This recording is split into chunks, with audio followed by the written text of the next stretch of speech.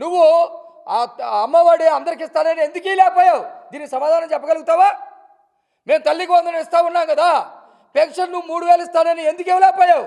మేము 4,000 ఇస్తా ఉన్నాం కదా. ఇప్పటికీ దాదాపు 50,000 కోట్ల రూపాయల పెన్షన్కి ఇచ్చాం. 50,000 కోట్లు పైచిలకి ఇస్తూ ఉన్నాం. రేపు జనవరి 1వ తారీఖు పండుగ అని చెప్పేసి డిసెంబర్ 31నే మేము ఇస్తూ ఉన్నాం. కావాలంటే రమ్మనండి. ఇలాంటి బోల్డ్ అని ఉన్నాయి. నేను ఒక మాట చెబుతా ఉన్నా, రాష్ట్రంలో నిరుద్యోగుల గురించి ఆలోచించింది కూటమి ప్రభుత్వం. మేము డిఎస్సి ఇస్తామని చెప్పాం. మొదటి సంతకం పెట్టాడు చంద్రబాబు నాయుడు గారు. డిఎస్సి దాదాపు 16,400 చిల్లర ఉద్యోగాలు నోటిఫికేషన్ వేసి ఎగ్జామ్స్ జరిపి ఇంటర్వ్యూస్ జరిపి పోస్టింగ్లు కూడా ఇచ్చాం.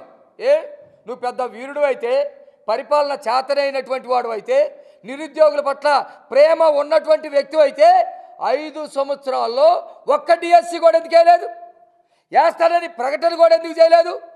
ఛాలెంజ్, మా లోకేష్ గారు ఛాలెంజ్ ఇస్తుతూ ఉన్నాడు. ప్రతి సంవత్సరం డిఎస్సి ఇస్తానన్నాడు. ఇప్పుడు ఇచ్చిన డిఎస్సీ కాకుండా ప్రతి సంవత్సరం కూడా డిఎస్సి ఇస్తామని చెప్పేసి చెప్పాం, చేశాం. ఇది మా విజయం. మీకేమైనా కడుపు నొప్పి తగ్గడానికి టాబ్లెట్స్ కావాలంటే మేము పంపిస్తాం. ఎందుకు?